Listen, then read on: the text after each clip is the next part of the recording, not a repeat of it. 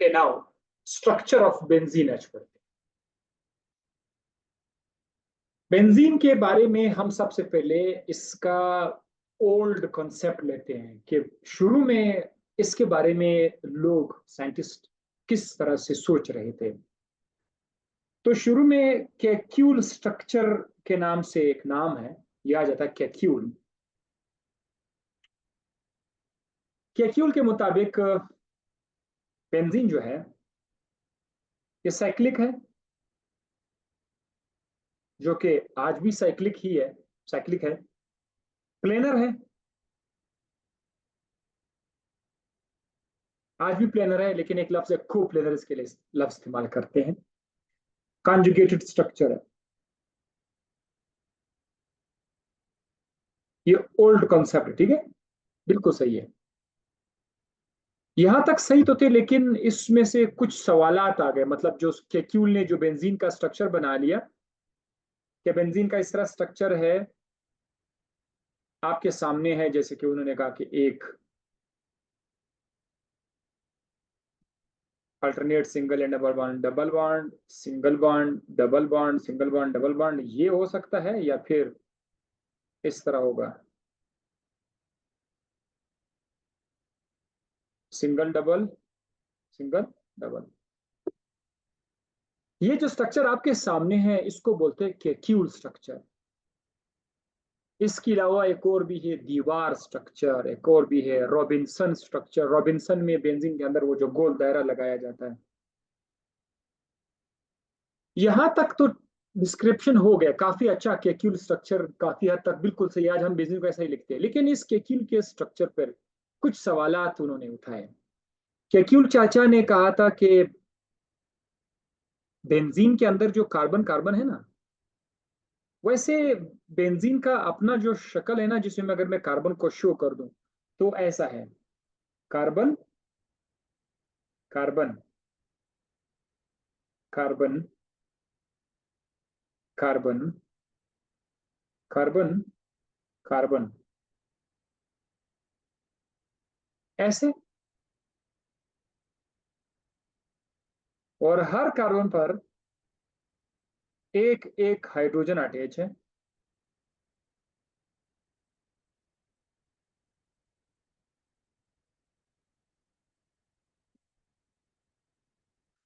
इसके अलावा आपको यहाँ पर अगर डबल बॉन्ड है तो फिर ये सिंगल होगा, फिर ये डबल, फिर ये सिंगल, फिर ये डबल। क्यों ने कहा था कि जो कार्बन कार्बन के बीच जो बॉन्ड है ना, सी सी बॉन्ड, ये इक्वल है। यहां से बहुत तबाही मच गई। लोगों ने क्या इतराज किया इसके ऊपर कि यार आप क्या कह रहे हो। हालांकि बेंजीन का आज भी अगर आप बेंजीन का स्ट्रक्चर देख लोगे ना मॉडर्न दुनिया में, तो वाकई में बेंजीन के अंदर जितने भी कार्बन है उनका लेंथ एक जैसा है, सी सी लेंथ एक जैसा है। तो इस पर इतराज क्या हुआ पता है? वो जरा मैं आपको नेक्स्ट पेज पे बताता हूँ। इतराजात जरा देखो, इतराजात, ड्रॉबैक्स। वो ये देखिए, why benzene is less reactive. ये जवाब केक्यूल के पास नहीं था। केक्यूल को बताया गया यार आप कह रहे हैं कि सिंगल है, डबल सिंगल बॉन्ड है और डबल बॉन्ड है, सिंगल बॉन्ड है और डबल बॉन्ड है। आप लोगों ने वैसे कल के लेक्चर में आपने देखा था अल्कीन्स रिएक्टिव है, तो ये तो अल्कीन की तरह है ना, बेंजीन के अंदर तो डबल बॉन्ड है। और वाकई में इज वेरी वेरी इंटरेस्टिंग। आप होते तो आप 20-17 सवाल करते कि हमने सुना है कि अल्कीन डबल बॉन्ड है वो ज्यादा रिएक्टिव है। जब बेंजीन को देखा गया, बेंजीन उतना रिएक्टिव नहीं था जैसे कि अल्कीन। ये बहुत सारे सवाल उनके, यार क्यों ये रिएक्टिव नहीं, इसका जवाब नहीं मिला क्योंकि उनके पास। दूसरा, बेंजीन के अंदर क्यों एडिशन के साथ साथ सब्स्टिट्यूशन रिएक्शन भी होता है, इसका भी जवाब नहीं था। बेंजीन अपने रिंग के अंदर ऐड भी करता है, ठीक है, चीजों को ऐड भी करता है जस्ट लाइक अल्कीन, और सब्स्टिट्यूशन भी करता है, मतलब अपना एक हाइड्रोजन हटा के उसकी जगह कोई लाना। बेंजीन के अंदर एडिशन करना उतना आसान है जिस तरह के अल्कीन के अंदर। उर्दू में लिख देता हूं, बेंजीन के अंदर एडिशन करना इतना आसान नहीं है जितना अल्कीन में था। होता है लेकिन आपको बड़े हालात सख्त करने पड़ेंगे, फिर इसमें एडिशन हो जाएगा। तो ओवरऑल अल्कीन के मुकाबले में ये लेस रिएक्टिव है। इसका जवाब हम ढूंढेंगे, क्या है भाई, क्यों बेंजीन इतना रिएक्टिव क्यों है। तीसरा, less heat of formation. Benzene जब बनता है तो उसको, उसकी जो एनर्जी है वो कम होती है, हीट ऑफ फॉर्मेशन कम होती है बनिस्बत उतने ही कार्बन जब ओपन चेन में हो। मिसाल के तौर पर 1 2 3 4 5 6 single double single double single bond suppose करते हैं। अगर हम इस तरह ओपन 6 कार्बन वाला स्ट्रक्चर ले लेंगे, इसकी अगर हीट ऑफ फॉर्मेशन बनने वाला हीट अगर ये 360 है, तो बेंजीन के केस में जब बेंजीन बन रहा था तो उसकी वो कम थी, वो 250 है, सपोज 250 है। मतलब क्यों कम था, ये भी एक सवाल था कि क्यों। इसके अंदर तो 3 डबल बॉन्ड्स है बेंजीन के अंदर, और उसके अंदर भी 3 डबल बॉन्ड्स है, तो फिर क्यों ऐसा हुआ। ये भी इसका जवाब नहीं था। हम उसका जवाब फाइंड करेंगे। It has equal CC bond, क्यों बेंजीन के अंदर अगर वैसे कल के लेक्चर में हमने पढ़ा था कि सी सी बॉन्ड सिंगल बॉन्ड का लंबाई ज्यादा है सी डबल बॉन्ड से, और सी डबल बॉन्ड की लंबाई फिर ज्यादा है सी ट्रिपल बॉन्ड से। ये कल आपने देख लिया था, सिंगल बॉन्ड की लेंथ, डबल बॉन्ड की लेंथ, ट्रिपल बॉन्ड की लेंथ एक जैसा नहीं है। तो बेंजीन के अंदर सिंगल डबल बॉन्ड है, तो फिर सारे बेंजीन के अंदर सी सी बॉन्ड एक जैसा कैसे हुआ, ये सवालात है। हाँ, यानी एक तो ये बात है। अब डिग्री के हिसाब से अगर देखा जाए, ये कोई इतराज नहीं, जस्ट मालूमात है। यहाँ एतराजात यहाँ पे आके खत्म हो गए। मालूमात ये है कि जब आप बेंजीन के अंदर एंगल देखोगे ना, तो कार्बन और कार्बन के बीच जो एंगल है ये 120 डिग्री है। सपोज ये एक कार्बन है, ये दूसरा कार्बन है, तो इन कार्बन और कार्बन के बीच जो एंगल है ये 120 डिग्री सेंटीग्रेड है। इसी तरह कार्बन और हाइड्रोजन के बीच भी 120 का डिग्री है। सपोज ये आपका कार्बन है, ये भी कार्बन है, ये भी कार्बन, ये रिंग वाला कार्बन है। यहां पर जो हाइड्रोजन है, इस हाइड्रोजन और कार्बन के दरमियान भी एंगल 120 डिग्री है। क्योंकि हाइड्रोजन का और कार्बन का एंगल दोनों 120 है, इसके लिए हम लोग लफ्ज कोप्लेनर का लफ्ज इस्तेमाल करते हैं। कोप्लेनर, टू प्लेन्स है, ठीक है। कोप्लेनर, प्लेनर, कोप्लेनर का लफ्ज इस्तेमाल करते हैं। इसके अलावा मालूमात मैं आपको दे रहा हूं, all 6 hydrogen are coplanar with what, with 6 carbon atoms. ये वो एक स्टेटमेंट है, बुक वाला स्टेटमेंट है, मैंने ऐसे ही उठा के आपके सामने लिखा कि बेंजीन के अंदर जो 6 हाइड्रोजन है वो 6 कार्बन के साथ कोप्लेनर है। वो इस एंगल से आपने देख लिया, ठीक है। अच्छा, वो तो पुराना स्ट्रक्चर था, पुराना स्ट्रक्चर पर जो इतराजात है। अब मॉडर्न कंसेप्ट देखते हैं। मॉडर्न कंसेप्ट बेंजीन का स्ट्रक्चर किस तरह बता रहा है, वो मैं आपको बताऊंगा, गौर से सुने। मॉडर्न कंसेप्ट के मुताबिक कि ईच कार्बन जो बेंजीन का है वो sp2 हाइब्रिडाइज है। आप लोग sp3 sp2 sp हाइब्रिडाइजेशन आप पढ़ चुके हैं मेरे से। यानी ये एक कार्बन है, जब ये sp2 हाइब्रिडाइज हो जाए तो इसके पास 3 नए ऑर्बिटल्स बनेंगे। एक जो कि हाइब्रिडाइज है, दो, तीन। ये एक कार्बन के आसपास 3 ऑर्बिटल्स बनेंगे। हर ऑर्बिटल का नाम होगा sp2, sp2, sp2 hybridised atomic orbital. ये तो एक कार्बन था, बाकी जो 6 के 6 कार्बन है वो सब के सब इसी तरह से होंगे, वो सब के सब इसी तरह से sp2 हाइब्रिडाइज होंगे। एक दो, तीसरा कार्बन, चौथा कार्बन, पांचवा कार्बन, छठा कार्बन। ये जो 6 कार्बन है, 6 के 6 कार्बन इस तरह से sp2 हाइब्रिडाइज होंगे। अच्छा, इसके बाद there is one unhybridized p orbital perpendicular to the plane. ये क्या कह रहा है? यानी अगर आप एक कार्बन उठा लेते हैं, दोबारा से मैं आपके लिए, एक कार्बन अगर आप उठा लें तो एक कार्बन पर अगर ये एक sp3 है, sp2 है सॉरी, ये दूसरा sp2 है और ये तीसरा sp2 है, ये सब के सब एक ही प्लेन में है।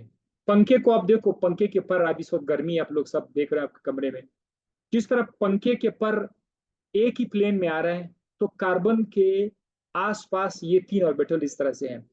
एक ऐसा ऑर्बिटल है p ऑर्बिटल जो हाइब्रिडाइज नहीं हुआ है, अनहाइब्रिडाइज्ड है। तो वो जो अनहाइब्रिडाइज्ड है वो ऑर्बिटल इन तीनों के बिल्कुल परपेंडिकुलर है। सर, ये बाकी 3 ऑर्बिटल पेन की तरह है और ये वाला बिल्कुल इसके साथ परपेंडिकुलर है, तो मैं उसको ऐसे लिखूंगा। अब जरा देखना इसको, ऐसे। जो ऑर्बिटल अनहाइब्रिडाइज है उसका दोनों लोब्स लिखा जाता है, ऊपर वाला लोब और नीचे वाला लोब लिखा जाता है अनहाइब्रिडाइज। जो हाइब्रिडाइज होते हैं उनका एक बड़ा लोब होता है, एक छोटा लोब। छोटा लोब नहीं लिखा जाता, तो मैंने जो सुर्ख सर्कल लिखे हुए, रेड सर्कल्स, सर्कल नहीं है, लोब्स है, वो जस्ट एक लोब आपको दिखाई दे रहा है। तो अब 6 के 6 कार्बन है, हर कार्बन पर इसी तरह से एक अनहाइब्रिडाइज्ड ऑर्बिटल होगा।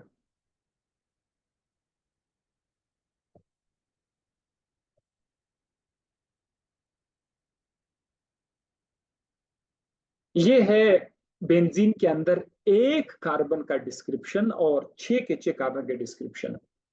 अब हम क्या करेंगे, अब हम इनको आपस में मिलाएंगे।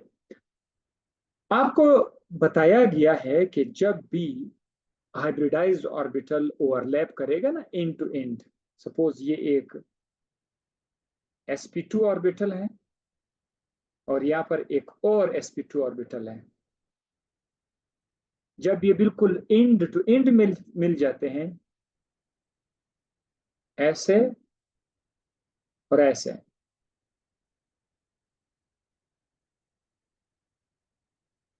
इसको बोलते हैं सिग्मा बॉन्ड, इधर बन जाएगा। जब sp2 मिल जाते हैं तो सिग्मा बॉन्ड बन जाता है, सिग्मा। या फिर ऐसा भी बन सकता है, अगर कोई sp2 किसी s ऑर्बिटल के साथ बॉन्ड बना ले, s ऑर्बिटल भी आपको पता है एटम के अंदर हाइड्रोजन का s, तो उसको भी सिग्मा बॉन्ड कहा जा सकता है। तो सिग्मा बॉन्ड के लिए या तो हाइब्रिडाइज्ड ऑर्बिटल आपस में इंड टू इंड ओवरलैप करे, साइड वाइज नहीं, साइड वाइज नहीं, ये फिर अलग बात, पाई बॉन्ड में आएगा। अगर इंड टू इंड ओवरलैप करेगा सिग्मा बॉन्ड बनेगा। सिग्मा बॉन्ड के दो तरीके हैं, या तो हाइब्रिडाइज्ड ऑर्बिटल मिल जाए या एक हाइब्रिडाइज्ड ऑर्बिटल और एक एस ऑर्बिटल मिल जाए, तो दोनों केस में सिग्मा बॉन्ड बनेगा। अब इसका बताने का फायदा क्या है, जो बेंजीन का स्ट्रक्चर मैं आपको बता रहा हूँ उसमें ये चीज शामिल है। Hybridized orbitals will form sigma bond with carbon and hydrogen। वो बात हो गई कि भाई जो हाइब्रिडाइज ऑर्बिटल है वो सिग्मा बॉन्ड बनेंगे। तो चलो मैं अब एक स्ट्रक्चर लिख लेता हूँ। हाँ, एक कार्बन, दूसरा कार्बन, तीसरा कार्बन, चौथा कार्बन, पांचवा कार्बन, छठा कार्बन। 6 कार्बन में लिख लिया। अभी फिलहाल में वो p ऑर्बिटल छोड़ दो, अनहाइब्रिडाइज नहीं, अभी मैं पहले हाइब्रिडाइज ऑर्बिटल लिख लेता हूँ, ठीक है। तो ये हो जाएगा इसका, इस कार्बन का हाइब्रिडाइज ऑर्बिटल, और ये हो जाएंगे इसका हाइब्रिडाइज ऑर्बिटल, ये हो जाएगा इसका इसका हाइब्रिडाइज ऑर्बिटल, ये हो जाएगा इसका हाइब्रिडाइज ऑर्बिटल, ये हो जाएगा इसके हाइब्रिडाइज ऑर्बिटल। अभी देखो मैंने 5 के 5 कार्बन के हाइब्रिडाइज ऑर्बिटल, ये जो छठा कार्बन मैंने छोड़ दिया हुआ है इसके ऑर्बिटल को मैं ओवरलैप करता हूँ, बाकी सब के साथ वही होगा। या देखो इस कार्बन के ये ऐसा हो, ये इसका sp2 इसके साथ ओवरलैप करेगा, और इसका दूसरा sp2 इसके साथ ओवरलैप करेगा, जबकि इसके साथ जो तीसरा sp2 है वो हाइड्रोजन के साथ ओवरलैप करेगा, हाइड्रोजन का जो s ऑर्बिटल है। तो ये मैं इधर s लिख लेता हूँ, इधर h लिख लेता हूँ। तो अब जरा देखो, ये जो एक कार्बन है इसके आसपास 3 सिग्मा बॉन्ड है, एक सिग्मा बॉन्ड इसने s के साथ बना लिया, एक सिग्मा बॉन्ड उसने अपने दूसरे वाले कार्बन और नीचे वाले कार्बन के साथ सिग्मा बॉन्ड बना लिया। इस तरह ये चलता रहेगा, यहां पर भी हाइड्रोजन अटैच होगा, यहां पर भी हाइड्रोजन अटैच होगा, यहां पर भी हाइड्रोजन अटैच होगा, हाइड्रोजन, हाइड्रोजन, हाइड्रोजन, इस तरह से 6 हाइड्रोजन अटैच हो जाएंगे। बाकी सारे के सारे अब सिग्मा, ये सिग्मा बॉन्ड वाला बेंजीन का स्ट्रक्चर है। तो इस स्ट्रक्चर को अगर हम शॉर्टकट में लिखें ना, सादा अल्फाज में, कैसे लिखेंगे? यूं लिखेंगे, carbon, single bond, sigma bond, carbon, sigma bond, carbon, carbon, sigma bond, carbon, carbon, sigma bond, sigma bond. और अब हाइड्रोजन की बारी है, sigma bond hydrogen, sigma bond hydrogen, sigma bond hydrogen, sigma bond hydrogen, sigma bond hydrogen, sigma bond hydrogen. ये benzene का sigma bond वाला structure जिसमें सिर्फ सिग्मा बॉन्ड है। अभी तक हमने वो दूसरा वाला ऑर्बिटल को काउंट नहीं किया हुआ है, जो पी ऑर्बिटल जिसने हिस्सा नहीं लिया था। उसकी बारी अब नेक्स्ट पेज पे मैं आपको दिखा दूं, नेक्स्ट पेज पे फिर ये वाला स्ट्रक्चर मैं गायब कर दूंगा, मैं सिर्फ सादा स्ट्रक्चर लिखूंगा और उस पर पी को जाहिर कर देता हूं। क्या लिखा हुआ है? The 6 unhybridised p orbitals will make pi bonds in such a way that a cloud of negative charge like a sandwich above and below the planar ring is formed। ये देख रहे हैं ये क्या कह रहा है। अभी मैं क्या करता हूं, मैं वो बाकी सारी चीजें शो नहीं करूंगा, सिर्फ कार्बन शो कर रहा हूं। Carbon, sigma bond, carbon, carbon, carbon, sigma bond, carbon. अब इसमें मैंने सिर्फ इसके पाई और पी ऑर्बिटल शो करने हैं, ठीक है? P orbital. अब यहां से देखें, ये इसका पी ऑर्बिटल, ये इसका पी ऑर्बिटल, इसका पी ऑर्बिटल, इसका पी ऑर्बिटल, इसका पी ऑर्बिटल और इसका पी ऑर्बिटल। अभी मैंने सिर्फ पी ऑर्बिटल्स शो किए हुए हैं। अब पी ऑर्बिटल क्या करेंगे? पी ऑर्बिटल ये आपस में, जैसे कि ये यूं जरा देखो, ये एक पी ऑर्बिटल है, ये दूसरा पी ऑर्बिटल है, ये साइड वाइज मिलेंगे एक दूसरे के साथ, साइड वाइज। सिग्मा बॉन्ड के लिए इंड टू इंड मिलना था, ये साइड वाइज मिलेंगे। जब साइड वाइज मिलेंगे तो ये इसको नाम क्या बोलते हैं? पाई बॉन्ड यहां से बन जाएगा। सो अब यहां पर कोई भी आप उसको कोई एक पी ऑर्बिटल को अपने साइड वाले के साथ आप पाई बॉन्ड बना सकते हैं। सपोज मैं इसको ये यहां से ले लूंगा कि इसके और इसके दरमियान पाई बॉन्ड बनेगा, और फिर इसको छोड़कर इसके और इसके दरमियान पाई बॉन्ड, फिर इसको छोड़कर इसके दरमियान एक पाई बॉन्ड बन जाएगा। अच्छा, अब ये जो पाई बॉन्ड है इसके बारे में बड़ा स्पेशल बात है, वो क्या है कि ये जो पाई बॉन्ड है, इस पाई बॉन्ड के दो हिस्से हैं। पाई बॉन्ड के दो हिस्से हैं, मतलब बेंजीन रिंग, यूं आपने बर्गर खाया हुआ है सैंडविच, उसमें कबाब नीचे पड़ा हुआ है, इसका जो ब्रेड है उसका एक हिस्सा ऊपर है, उसके ऊपर एक हिस्सा नीचे है, लाइक दिस। यहाँ पे कबाब पड़ा हुआ है और ये ऊपर नीचे है। बेंजीन जो रिंग है ना, बेंजीन रिंग, ये बिल्कुल नीचे पड़ा हुआ है, सिग्मा बॉन्ड वाला स्ट्रक्चर। पाई बॉन्ड जो है, पाई बॉन्ड ने बेंजीन के रिंग को ऊपर की तरफ से भी कवर किया हुआ है ऐसे। पाई बॉन्ड ने बेंजीन के रिंग को ऊपर की तरफ से भी कवर किया हुआ है और नीचे की तरफ से भी इसको कवर किया हुआ है। यानी एक बादल है, एक क्लाउड है इलेक्ट्रॉन्स का, नेगेटिव चार्ज का एक क्लाउड है। अगर मैं अगर मैं नेक्स्ट पेज पर मुझे जगह मिले, हाँ, अगर मैं इस तरह लिखूं कि ये बेंजीन है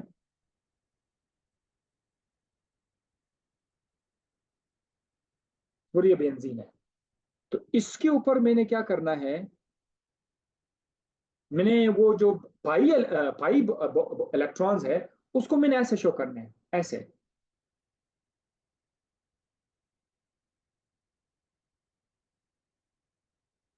ऐसे मैंने शो करना है। वो जो पाई बॉन्ड के इलेक्ट्रॉन है वो कहीं एक किसी एक जगह पर मरकूज नहीं है, उसने पूरे बेंजीन को जो है कवर किया हुआ है, ऊपर से भी नीचे से भी। मैं इसे वैसे डायग्राम में मैं नहीं लिख सकता, थ्री डी डायग्राम में नहीं लिख सकता। थ्री डी डायग्राम में अगर आप देखोगे तो एक क्लाउड ऊपर होगा, एक क्लाउड नीचे होगा, दरमियान में आपका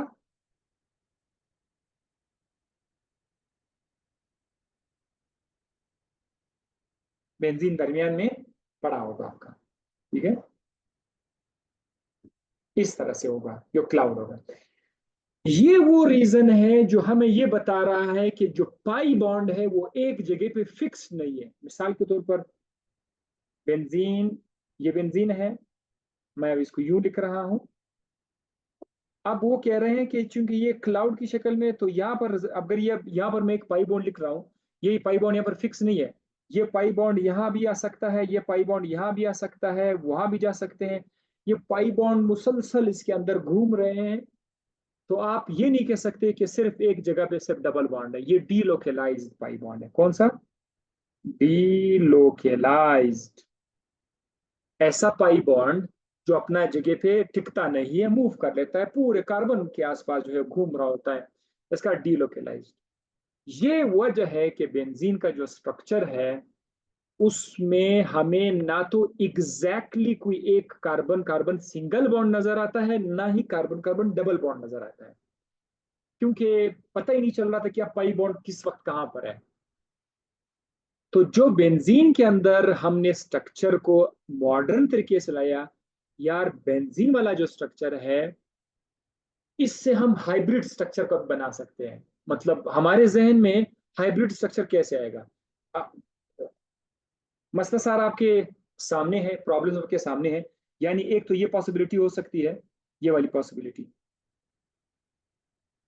कि पाई बॉन्ड कहाँ कहाँ पर है। यहाँ पर पाई बॉन्ड है, यहाँ नहीं है, यहाँ पर पाई बॉन्ड है, यहाँ नहीं, फिर यहाँ पर। एक ये पॉसिबिलिटी है, इसके बीच आप एक डबल एरो का निशान लिख दो। दूसरी पॉसिबिलिटी क्या है? दूसरी पॉसिबिलिटी ये है कि अब यहाँ पर डबल बॉन्ड है, यहाँ नहीं है, यहाँ पर डबल बॉन्ड, यहाँ नहीं, यहाँ पर डबल बॉन्ड है। तो ये तो दो स्ट्रक्चर्स हो गए। हमारा असल जो बेंजीन स्ट्रक्चर होगा वो इन दोनों के दरमियान में होगा, वो इन दोनों स्ट्रक्चर के दरमियान में होगा। तो हम लोगों ने क्या लफ्ज इस्तेमाल किया? हाइब्रिड। जो रियल बेंजीन है वो इन दोनों का हाइब्रिड होगा।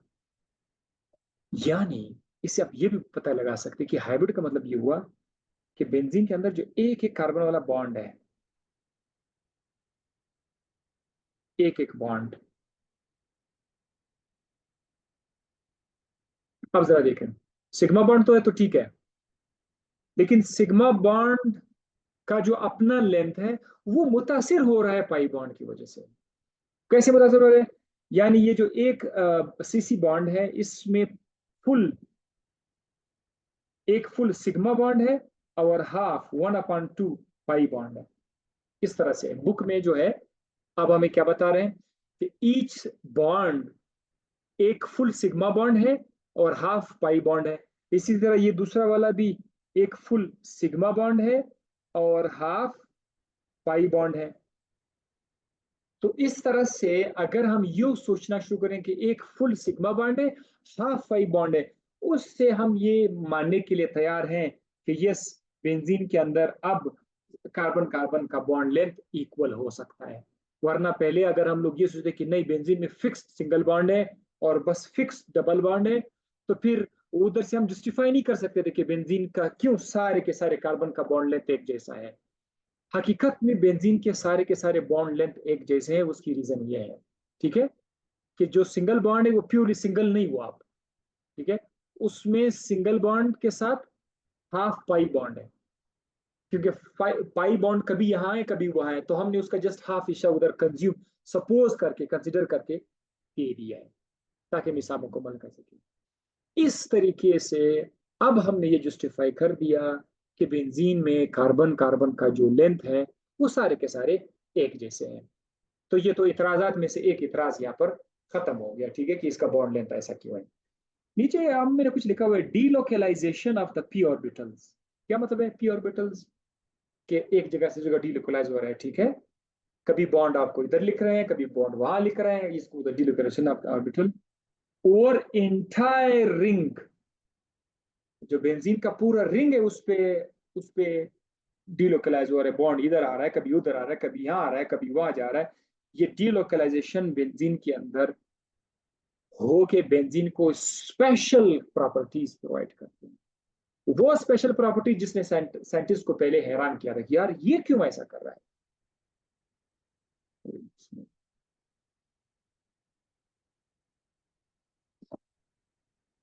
अच्छा, delocalization of the p orbitals over entire ring procedure sandwich like structure, इसने पूरे बेंजीन को सैंडविच किया हुआ है, okay, and decrease the energy of molecule, benzene के जो ओवरऑल एनर्जी है इसको कम किया हुआ है। अगर बेंजीन के अंदर बॉन्ड्स फिक्स होते तो बेंजीन की एनर्जी ज्यादा होती, लेकिन कहा जा रहा है कि ये जो डीलोकलाइजेशन है, केमिस्ट्री में वैसे भी आपको बार बार आपको सामने आएगा कि जो डीलोकलाइजेशन है, जो रेजोनेंस को भी कहते हैं, मैं आपको बाद में रेजोनेंस भी बताऊंगा, ये मॉलिक्यूल्स के बदमाशी को कम कर लेते हैं, उसको स्टेबलाइज करते हैं, उसकी एनर्जी कम कर लेते हैं।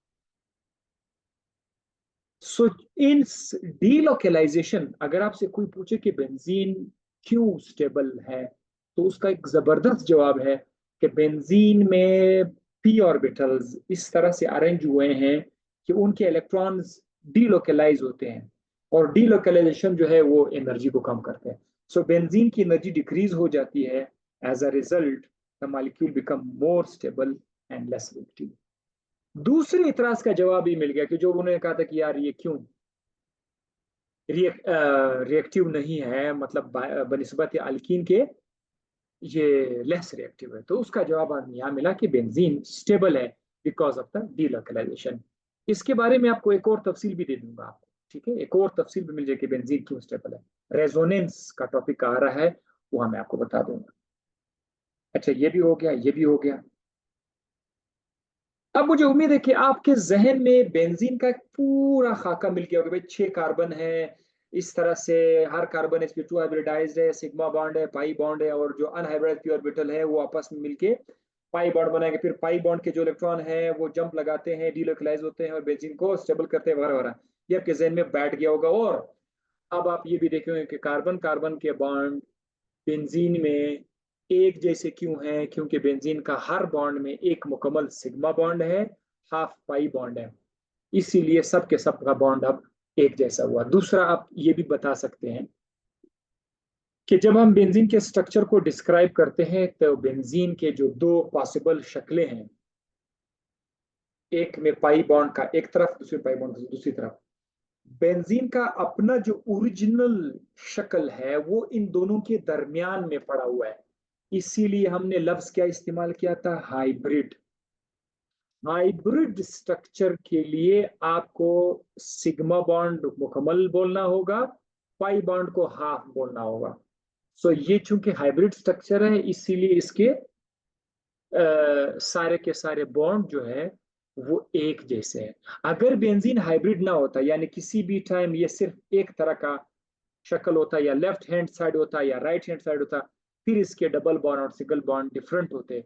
लेकिन अब वो डिफरेंट नहीं है, एक जैसा है, बिकॉज बेंजीन इज हाइब्रिड।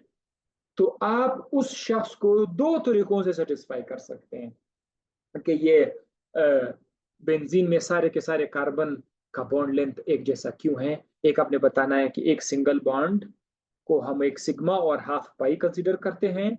और दूसरी बात ये कि ये हाइब्रिड है। बेंजीन का जो ओरिजिनल स्ट्रक्चर है वो इन दो हाइब्रिड के दरमियान में है, इन दो स्ट्रक्चर के दरमियान में है hybrid. Now we got next, that is resonance. Resonance क्या है? बेंजीन के बारे में ये बताने के लिए कि आया बेंजीन क्यों ज्यादा स्टेबल है, बेंजीन की एनर्जी कम क्यों है, उसके बारे में ये रेजोनेंस है।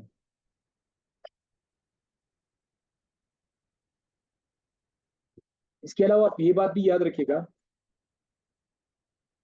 कि रेजोनेंस सिर्फ बेंजीन के लिए नहीं बोला जाता। रेजोनेंस का लफ्ज हर उस सिस्टम के लिए, हर उस कंपाउंड के लिए बोला जाता है जहां पर ये चीज हो,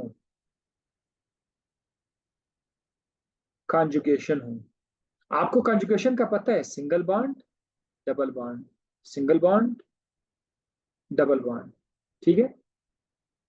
ये है कॉन्जुगेशन। जब भी कॉन्जुगेशन हो तो कॉन्जुगेशन के अंदर रेजोनेंस का लफ्ज आएगा। बेंजीन के अंदर भी कॉन्जुगेशन है तो बेंजीन के अंदर भी रेजोनेंस आएगा। एक रेजोनेंस का असल मकसद क्या है? किसी कंपाउंड के अंदर जो स्टेबिलिटी आ रही है, कितनी स्टेबिलिटी आ रही है, उसका पैमाइश रेजोनेंस बताता है। मतलब अगर आप किसी कंपाउंड के अंदर देख रहे हैं कि यार ये स्टेबल है, तो क्यों स्टेबल है, कितना स्टेबल है, उसका पता लगाने के लिए आपको रेजोनेंस से हेल्प लेनी पड़ेगी। ये हो गया एक डेफिनेशन कि it is the measure of stability of conjugated system. तो ठीक है। और दूसरी बात यह है कि रेजोनेंस एनर्जी बाद में बताऊंगा, ठीक है। रेजोनेंस एनर्जी नेक्स्ट पेज पर है। द रेजोनेंस का अब एक और डेफिनेशन देखो, the possibility of different pairing schemes of valence electron of an of a molecule, electrons of a molecule, ये आन नहीं है। Valence electrons of a molecule due to delocalization of electron is called resonance। सादा अल्फाज में जरा देखो, अगर किसी कंपाउंड के अंदर ये सपोज कर दीजिए या सिंगल बॉन्ड है, ये डबल बॉन्ड है, फिर सिंगल बॉन्ड है, ये कंपाउंड है। अगर मैं इसको एक और स्कीम बना सकता हूँ, स्कीम नंबर 2, ऐसा भी तो हो सकता है कि पहले डबल बॉन्ड आ जाए, फिर सिंगल बॉन्ड हो, फिर डबल बॉन्ड हो। ये भी एक स्कीम है, ठीक है। सो किसी कंपाउंड के लिए मुख्तलिफ किस्म का पेयरिंग स्कीम बनाना इलेक्ट्रॉन्स का, वो जो मुख्तलिफ तरीकों से आप उसको लिख सकते हो, वो रेजोनेंस है। मुख्तलिफ तरीकों से लिखना, आपको कन्फ्यूजन मजीद दूर करता हूँ। बेंजीन ले लो, let's take the example of benzene. Benzene को आप कितने तरीकों से लिख सकते हैं? जितने तरीकों से आप बेंजीन को लिख सकते हैं वो बेंजीन के डिफरेंट पेयरिंग स्कीम है। अब देखो, अभी अभी आपने मुझे बताया था कि बेंजीन को हम लोग इस तरह लिख सकते हैं। एक ये है कि हम यहाँ पर एक डबल बॉन्ड रख दें। दूसरा ये है कि हम जब स्टार्ट लेते हैं तो हम यहाँ पे डबल बॉन्ड रख लेते हैं। अगर आपने इसको डबल बॉन्ड कर दिया तो ये सिंगल जाएगा, फिर ये डबल हो जाएगा, फिर ये सिंगल, फिर ये डबल होगा। और अगर आपने यहाँ पर डबल बॉन्ड कर दिया तो ये सिंगल जाएगा, ये डबल हो जाएगा, ये सिंगल, ये डबल। तो बेंजीन के लिए आप क्या कर सकते हैं? आप ये दो पॉसिबल स्ट्रक्चर्स आप लिख सकते हैं। अब ये क्या है? ये डिफरेंट पेयरिंग स्कीम है। तो बेंजीन का आप दो डिफरेंट पेयरिंग स्कीम इसको लिख सकते हैं। हम कहते हैं बेंजीन का रेजोनेंस है। ये तो छोड़ो, ये तो कैक्यूल स्ट्रक्चर है। ये तो दो हो गए कैक्यूल। कैक्यूल स्ट्रक्चर आपको शुरू में बताया। एक और भी है दीवार स्ट्रक्चर। दीवार वो ऐसा है,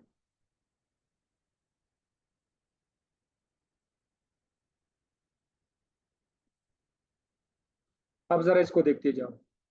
दीवार ने क्या किया, उसने पहले इधर बीच में एक सीधा डायगोनल लगा लिया, फिर यहाँ पर एक डायगोनल लगा लिया, फिर यहाँ पर एक डायगोनल लाइन लगा लिया। अब यहाँ से एक पाई बॉय बॉन्ड इधर कर दिया, एक पाई बॉन्ड इधर कर दिया, एक को इधर कर दिया, एक को इधर कर दिया, एक को यहाँ कर दिया, एक को यहाँ कर दिया। ये जो आपको तीन वाले स्ट्रक्चर नजर आ रहे हैं, दिस इज कॉल्ड दीवार स्ट्रक्चर। दीवार में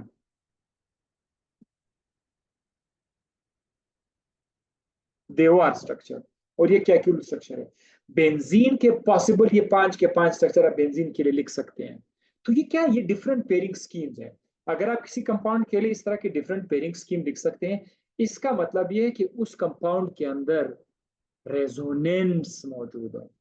ठीक है, और याद रखिएगा कि रेजोनेंस स्टेबलाइज करता है किस चीज को, मॉलिक्यूल्स को स्टेबलाइज करता है। ये था रेजोनेंस। ठीक है, बेंजीन के अंदर रेजोनेंस है। रेजोनेंस और डीलोकलाइजेशन में बहुत गहरा ताल्लुक है। जब डीलोकलाइजेशन है तो रेजोनेंस है, डीलोकलाइजेशन नहीं है तो रेजोनेंस आप नहीं कर सकते हो। रेजोनेंस स्ट्रक्चर क्या है? ये जो स्ट्रक्चर्स आपके सामने है ना, इन सब को रेजोनेंस स्ट्रक्चर कहा जाता है, या कैनोनिकल, केनो या कैनोनिकल स्ट्रक्चर्स भी आप इसको कह सकते हो, कैनोनिकल स्ट्रक्चर्स या resonance structure. Resonance structure or canonical structure, the structure of benzene is a resonant hybrid structure, therefore all CC bonds are equal 1.39। ये वही पुरानी बात है जो कि रिपीट हो रही है कि जो बेंजीन का स्ट्रक्चर है वो एक हाइब्रिड रेजोनेंट है। ठीक है, दो रेजोनेंट स्ट्रक्चर का हाइब्रिड है।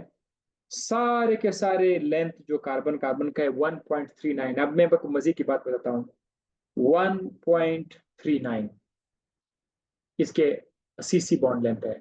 ये 1.39 देखो, ये सिंगल बॉन्ड से छोटा है। 1.54 अल्केन के अंदर जो है एक अशरिया 1.54 है, बहुत लंबा है।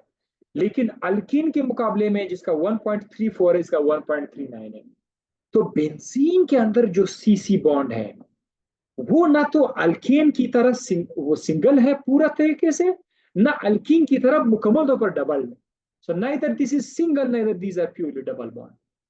दोनों के बीच में बेंजीन के जो बॉन्ड लेंथ है वो अल्केन और अल्कीन के बीच में है। वो देखो 1.39 is in the middle of 1.54 and 1.34, इसके दरमियान में। इसीलिए तो आपका बेंजीन क्या है, वो एक हाइब्रिड स्ट्रक्चर है जिसके सारे के सारे बॉन्ड लेंथ 1.39 एंगस्ट्रम है।